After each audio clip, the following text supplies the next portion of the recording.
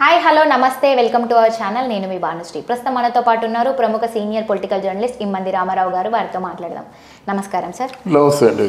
అయితే జనసేన వైఎస్ఆర్ జగన్ పార్టీకి తగిన సమాధానం ఇస్తుందంటారా ఈసారి? అంటే తగిన సమాధానం ఏంటంటే జనసేన పార్టీలో ఉన్న వాళ్ళందరూ చదువుకున్న వాళ్ళు, ఆవేశపరులు, యువకులు మాట. ఆ యువకులు ఇట్లాంటి కుళ్ళు రాజకీయాల్ని, కుట్రలతో కూడుకున్నటువంటి రాజకీయాల్ని క్షమించలేరు వాళ్ళు. ఎందుకంటే వాళ్ళకి డూ ఆర్ డై ఏమిటో ఎస్ ఆర్ నో అంతే. నువ్వు మంచి చేసావా, హ్యాడ్స్ ఆఫ్. చెడ్డ చేసావా, నాకు తగిలించడం. అదే వాళ్ళకి తెలిసిన పని అన్నమాట. అందుకని జనసేన చాలా పౌరుషంగా ఉంటుంది. అటాక్లు చాలా చోట్ల దాడి చేస్తుందన్నమాట. వైఎస్ఆర్ కాంగ్రెస్ పార్టీ విషయంలో మాత్రం ఎక్కడికక్కడే దాడి చేసి దాన్ని సద్దుమణిగేలా చేస్తుంది. ఇది మంచి పద్ధతి అంటారంటే డెఫినెట్గా మంచి పద్ధతి. మరి మీరు దాడి చేస్తున్నారు కదా, మీరు హింస ప్రేరేపిస్తున్నారు కదా, ఐరన్ రాడ్లతో కొడుతున్నారు మనుషుల్ని, వాళ్ళంతా వాళ్ళు చచ్చిపోయే విధంగా మీరు ప్రవర్తిస్తున్నారు. ఇవన్నీ చేస్తున్నప్పుడు వాళ్ళ కడుపు పండదు, వాళ్ళు అదే చేస్తున్నారన్నమాట. అసలు రాజకీయాల్లో ఈ దాడులు ఏమిటి? వాళ్ళు ప్రత్యర్థుల్ని దాడి చేయడం, ప్రత్యర్థులేమో వీళ్ళు దాడి చేయడం ఏమిటి? జనసేన పార్టీ మీ ఊసి ఇచ్చిందా?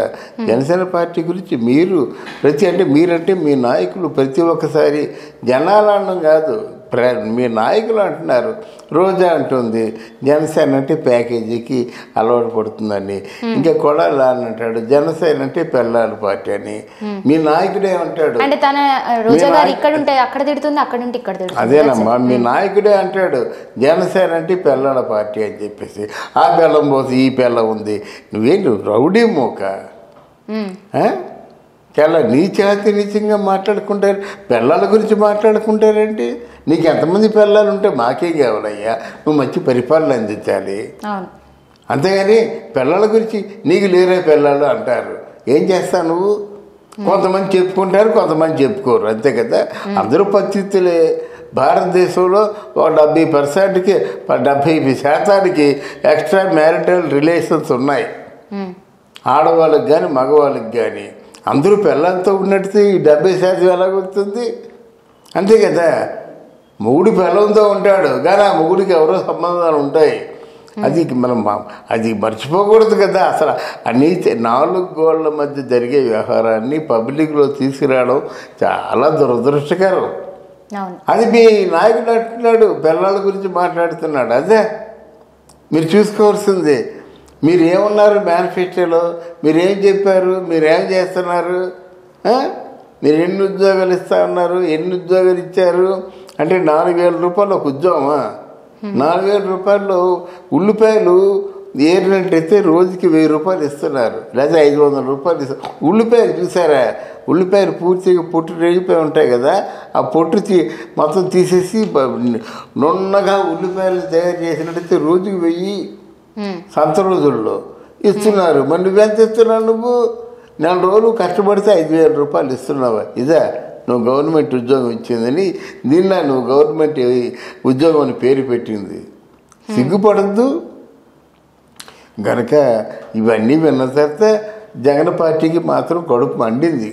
కడుపు మండి ఖచ్చితంగా ఈసారి జగన్ని వీళ్ళు చాలా తక్కువగా అంచనా వేసుకుంటున్నారు. కానీ జగన్ను తక్కువగా అంచనా ఎవరు వేసుకోవడానికి వీలు లేదు. ఎందుకంటే వీళ్ళు ఎవరో పార్టీ ఫండ్ కలెక్ట్ చేసి ఆ ఫండ్ని డిస్ట్రిబ్యూట్ చేసే మనిషి కాదు జగన్. నెత్తురు కష్టార్జితం, నెత్తురు ఓడిచి సంపాదించిన డబ్బులు పంచుతున్నాడు అక్కడ. అంటే కాయ కష్టం చేసి పగలంతా సినిమాలో వేషాలు వేసి, పగలంతా రాజకీయాల్లో తిరిగి రాత్రులు సినిమాలో వేషాలు వేసి ఆ వచ్చిన డబ్బును అందరికీ పనిచేస్తున్నాడు. గనక ఓ మంచికి అంటే డెఫినెట్గా ప్రతిఫలం ఉంటుందమ్మా. ఉండదు అనుకోవడం చాలా పొరపాటు. జగన్కి డెఫినెట్గా జగన్ తాలూకు చేసినటువంటి చెడ్డ కార్యక్రమానికి ఫలితం అనుభవిస్తాడని నా ఉద్దేశం. అయితే ఈసారి జనసేన వస్తుందంటారా? ఇప్పుడు జనసేన రావడం కాదు, జనసేనకి అంటే జనం స్పందిస్తున్నారు, జనసేనని జనం ఆదరిస్తున్నారు. ఏ మేరకు ఆదరిస్తారన్నది మనం చెప్పలేము. అది ఫ్యూచర్లో చెప్పాలి. బట్ ఎనీవే ఒకవేళ జనసేనకి 10 సీట్లే వచ్చాయనుకో అది తొలి విజయం. అది ఎలాగనుకోవాలంటే మరి అంతకుముందు కష్టపడినా 1 సీటు కూడా రాలేదు కదా, ఇప్పుడు 10 సీట్లు వచ్చాయి కదా, అది విజయం. నెక్స్ట్ 20 సీట్లు వచ్చాయి కదా, అదో విజయం. నెక్స్ట్ మొత్తం స్వీప్ చేశారనుకోండి, ఇంకా భారీ విజయం అనుకోవాలన్నమాట. అంతేగాని ఒకేసారి గవర్నమెంట్లోకి వచ్చారని ఎక్కడుంది? ఆయన గవర్నమెంట్లోకి వచ్చినా రాకపోయినప్పుడు కూడా తెలుగుదేశం పార్టీకి చేదోడు ఓదోడుగా ఉంటే తెలుగుదేశం పార్టీ నెగ్గిందనుకోండి, గవర్నమెంట్ ఫామ్ చేసిందనుకోండి, ప్రజలకు మంచి జరుగుతుంది కదా. జనసేన పార్టీ వల్ల ప్రజలకు మంచి జరిగినట్టు ఇంక అంతకంటే కావాల్సింది ఏంటి వాళ్ళకి? అది ఈ మంచి కార్యక్రమాలకి ప్రజాస్వామ్య పరిరక్షణకి జనసేన పార్టీ ఉపయోగపడుతుందని నేను ఘంటాపదంగా చెప్పగలను. అయితే జనసేన వస్తే గనక పవన్ కళ్యాణ్ గారు ఎలాంటి చేపడతారంటారు? అంటే జనసేన వస్తే వాళ్ళు మాట్లాడుకుంటారమ్మా. వాళ్ళకి ఇప్పుడు పవర్ షేరింగ్ ఎప్పుడు మనం ఊహించినట్టుగా ఉండదు. వాళ్ళకి అంటే మనం ఊహించిన దానికి మించి చేస్తారంటారా ప్రజలకి? డెఫినెట్గా. ఇప్పుడు ఎందుకంటే వాళ్ళు దాని మీదే డిపెండ్ అయ్యి రాజకీయాలు చేస్తున్నారు. మనం ఏది మంచి ఏది చెడ్డ అని విశ్లేషణ చేస్తున్నాం. వాళ్ళు అలా కాదు. ఇన్ని రోజులు రాత్రింబావులు నిద్రాహారాలు కష్టపడి రాజకీయాల్లో తిరుగుతున్నారంటే వాళ్ళు పలానా శాఖ తీసుకున్నట్టయితే నా తాలూకు ఆశయానికి మేరకు నేను ఆశయం నెరవేర్చుకోవచ్చని వాళ్ళకి ఆ ఉద్దేశం ఉంటుంది. ఆ శాఖ వాళ్ళు తీసుకుంటారు, దానికోసం ప్రయత్నాలు చేస్తారు. అది తీసుకున్న శాఖ ఏమిటంటే వాళ్ళే చెప్తారు. వాళ్ళు పవర్ షేరింగ్ ఎప్పుడు ఇద్దరు ఉభయులు కూడా ఇష్టపూర్వకంగా చేసుకోవాలన్నమాట. వాళ్ళకి ఇష్టం లేకుండా వీళ్ళకి పవర్ ఇచ్చినా, వీళ్ళకి ఇష్టం లేకుండా వాళ్ళు పవర్ తీసుకున్నా మళ్ళీ చికాకులు వస్తాయి. అది దానికోసం చెప్తున్నా. అయితే ప్రజలు కూడా అంటుంది ఏంటంటే వాళ్ళు కళ్ళారా చూస్తున్నారు కాబట్టి మాట అంటున్నారు. అవును, జనసేన పవన్ కళ్యాణ్ గారు ఉన్నారు, సో ఒక్క రూపాయి కూడా తినరు, ఉన్నది మొత్తం ప్రజలకే పెడతారు. ఇటు సినిమాలు చేసి కూడా ఉన్నదంతా కూడా మొన్న మనం స్టేజ్ మీద చూసుకుంటే కూడా హైపరాది గారు జబర్దస్త్ చేసిన హైపరాది గారు కూడా మాట్లాడడం జరిగింది. సో జనసేన వస్తేనే ప్రజలకి మంచి అనేది జరుగుతుంది.